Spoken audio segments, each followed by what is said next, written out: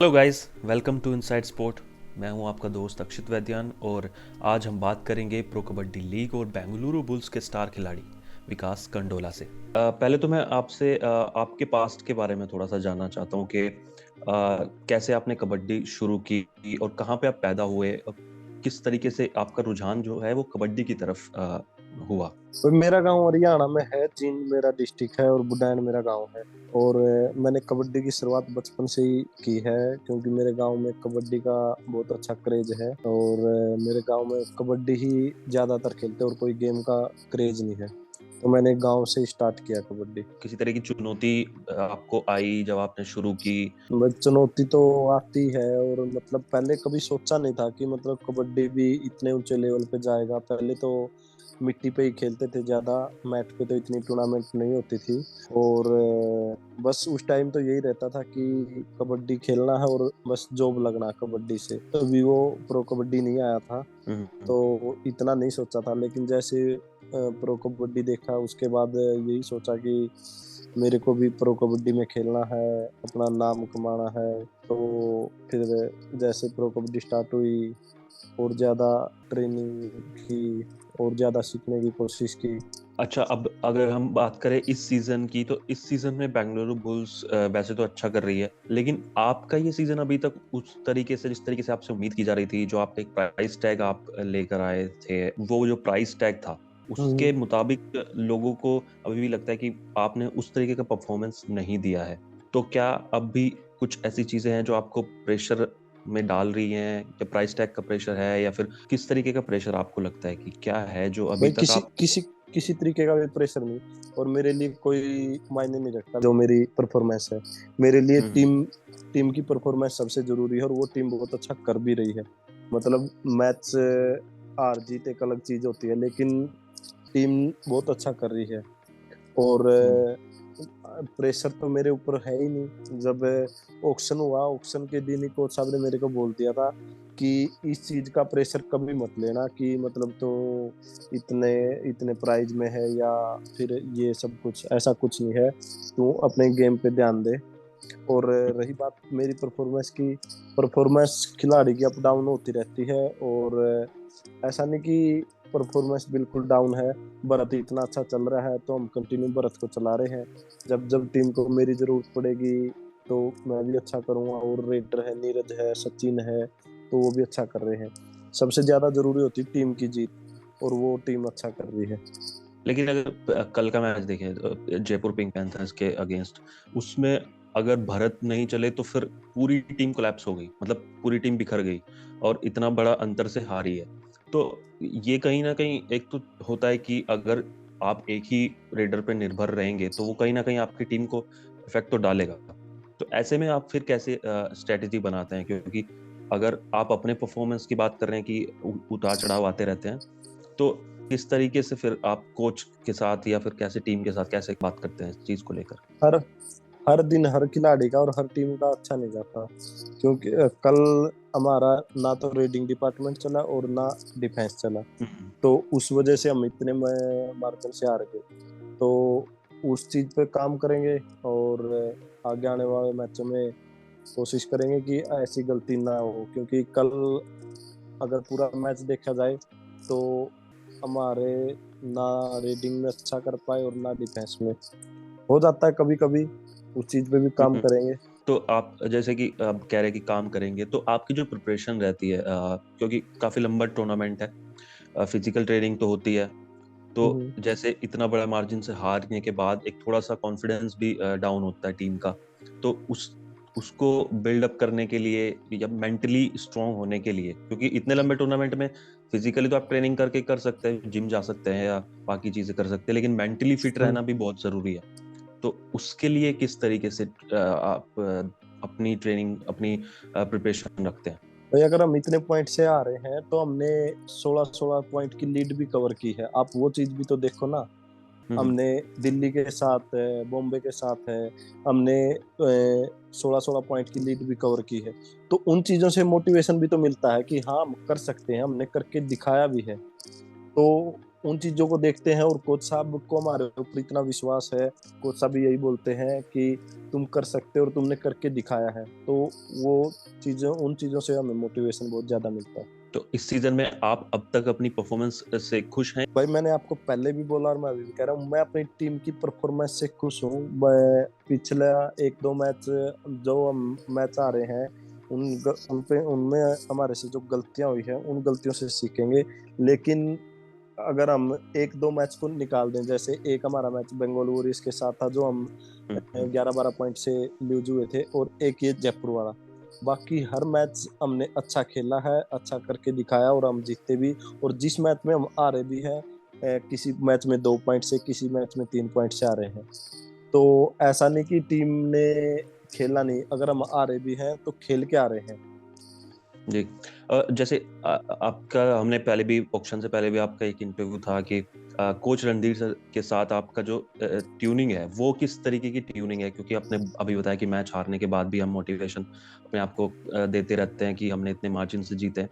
तो कोच साहब का किस तरीके का आपके साथ ट्यूनिंग रहता है और टीम के साथ पूरा, क्योंकि इतने सालों से वो कोच हैं और इस टीम के साथ हैं इतने सालों से। और कोच आपको साहब एक एक चीज और मैं कोच कहूंगा साहब के इसमें साथ। जोड़ूंगा। जी। जी मैं हाँ बोलिए बोलिए। बोलिए बोलिए, नहीं आप बोलिए क्या कह रहे थे। एक एक ये भी था कि पवन शहरावत के जाने के बाद आपको उनकी जगह देखा जा रहा था एक तरीके से, कि देखा जा रहा है कि आगे की बैंगलोर बुल्स को आप लेके जाएंगे आगे। तो उसका भी कहीं एक तरीके से जो कोच साहब ने भी बताया बोला होगा या नहीं बोला होगा, एक प्रेशर तो बनता ही है क्योंकि इतना नहीं भाई, बिल्कुल बिल्कुल भी नहीं बनता, आप ये गलत बोल रहे हो, मैं इस बात को नहीं मान सकता। ना मेरे ऊपर प्रेशर पहले था, ना अब है, और ना कोच साहब ने इस चीज को कभी मेरे को बोला अच्छा। कि मेरे तो ऊपर वैसे प्रेशर है। क्या क्या बात होती है, मतलब अगर इस तरीके की हार के बाद फिर किस तरीके की मोटिवेशन कोच साहब की तरफ से मिलती है, या फिर? देखिए कोच कोच साहब मतलब अपने टाइम के बहुत ही बेहतरीन प्लेयर रहे हैं, सबको जी। पता है। वो जी। अर्जुन अवार्डी भी हैं, और रेलवे की तरफ से खेलते थे, फिर रेलवे में एज ए कोच भी रहे, और मतलब इतने साल उनका उनका एक्सपीरियंस है। तो जी। वो यही समझाते हैं कि कोई बात नहीं, हार जीत गेम का हिस्सा है, पर ये चीज मतलब आपने करके दिखाई है, तो आप हम्म। कर भी सकते हो। और पिछला मैच हमने, अगर जयपुर से हम इतने पॉइंट से हार गए, लेकिन पिछले मैच में हमने जयपुर को हराया भी था।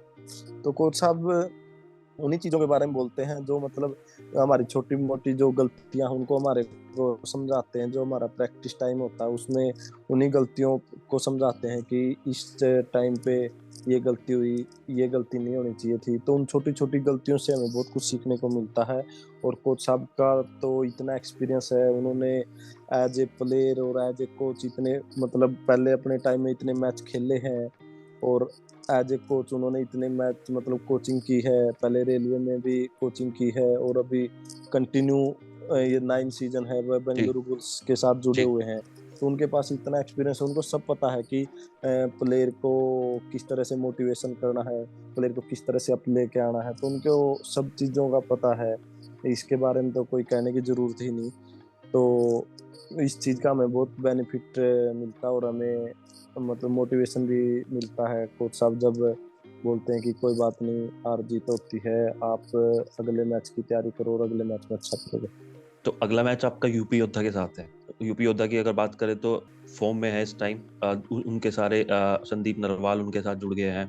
प्रदीप नरवाल फॉर्म अच्छी फॉर्म में है। तो अब उनके साथ किस तरीके का टक्कर देखते हैं आप, क्योंकि प्लेऑफ में आपको जाने के लिए अब बस कुछ ही पॉइंट्स की जरूरत है। आप प्लेऑफ में तो चले ही जाएंगे। तो किस तरीके की टक्कर आप देख रहे हैं उनके साथ? देखिए यूपी योद्धा बहुत अच्छी टीम है, और पूरी टीम अच्छा कर रही है उनके, चाहे वो नितेश हो, प्रदीप नरवाल, रोहित, जो जो भी मतलब उनकी टीम में है, सभी अच्छा कर रहे हैं इस टाइम पे, बहुत अच्छी फॉर्म में है, बैक टू बैक मैच जीत के आ रहे हैं। तो टीम हमारी भी बहुत अच्छी फॉर्म में है, और मैच हम ये नहीं कह सकते कि वन साइडेड मैच रहेगा, मैच अच्छा रहेगा, लेकिन हम भी पूरी तैयारी के साथ मैच पे जाएंगे, पूरी प्लानिंग होगी, हर प्लेयर की इंडिविजुअल प्लानिंग होगी, मतलब प्रदीप के खिलाफ हमें कैसे खेलना है, संदीप नरवाल के खिलाफ कैसे खेलना, रोहित तोमर है उनके खिलाफ कैसे खेलना है, और पूरी प्लानिंग के साथ उतरेंगे और हम जीत के ही आएंगे। अगर कबड्डी की बात करें, कबड्डी पीकेएल के थ्रू कबड्डी काफी आगे गया है, मतलब काफी पॉपुलर हुआ है, पूरे कंट्री में पॉपुलर हुआ है और बाहर भी पॉपुलर हुआ है। तो आपको लगता है कि जो ये अभी पॉपुलर हुआ है, इसको लेकर आगे भी सोचना चाहिए गवर्नमेंट को या फेडरेशंस को कि ओलंपिक्स में या फिर इसके बड़े टूर्नामेंट्स होने चाहिए? बिल्कुल बिल्कुल होना चाहिए भाई। और मैं मतलब हर वो चाहे किसी भी गेम का खिलाड़ी हो, वो उस खिलाड़ी का सपना ये होता है कि मतलब वो उसका गेम है वो बहुत आगे तक जाए। तो मैं मेरा भी और जितने भी कबड्डी खिलाड़ी सबका यही सपना है कि मतलब कबड्डी भी ओलंपिक में हो और हम ओलंपिक में जाएं और देश के लिए मेडल लेके आए। बिल्कुल। विकास, अगर बात करें इस सीजन की, तो इस सीजन में आपको दो ऐसी कौन सी टीमें लगती हैं जो आपको लगता है कि ये काफी मतलब मजबूत टीम है और ये फाइनल है सेमीफाइनल तक तो पहुंचेंगी? कौन सी ऐसी दो टीम है बेंगलुरु बुल्स को छोड़ के? भाई बेंगलुरु बुल्स ही लग रही। मैं तो मेरे को तो बेंगलुरु बुल्स है, फाइनल में बेंगलुरु बुल्स जाएगी। और दूसरी ओके। साइड से कोई भी आया, हमें उस चीज से कोई मतलब नहीं, चाहे वो कोई भी टीम हो। और नहीं, एक एक टीम अगर आपको चूज करनी हो कि हाँ ये मजबूत टीम लग रही है इस सीजन, और भाई टीम सब की सब टीम इक्वल है। कोई हम ये नहीं कह सकते कि ये टीम अच्छी है और ये कमजोर है। इस लीग में जो टीम टॉप चल रही है और जो सबसे नीचे है, उन्होंने ऊपर वाली टीमों को भी हराया है। तो ये कबड्डी है, यहाँ कुछ भी हो सकता है, कोई भी टीम किसी भी टीम को हरा सकती है। बिल्कुल। और अगर इस सीजन में हम यंग प्लेयर्स की बात करें, जो युवा खिलाड़ी जो इस सीजन में आए हैं, उनमें से आप अगर दो चूज करें कि कौन से हैं, अपनी टीम में से या फिर किसी और टीम में से, दो ऐसे प्लेयर जो आपको लगता है कि हाँ मतलब ये जिनका पहला सीजन है। फ्यूचर, हाँ और फ्यूचर उनका ब्राइट है, मतलब एक दो मतलब सीजन जो ही खेले, मतलब एक दो सीजन पिछले खेल के भी आए हैं और अभी इस सीजन भी अच्छा कर रहे हैं, और उनको देख के एक आपको लगता है एक कि तो अपने भरत है, और बिल्कुल दूसरे जो नरेंद्र कंडोला है, ये तमिल तलाईवास में। तमिल तलाव जी।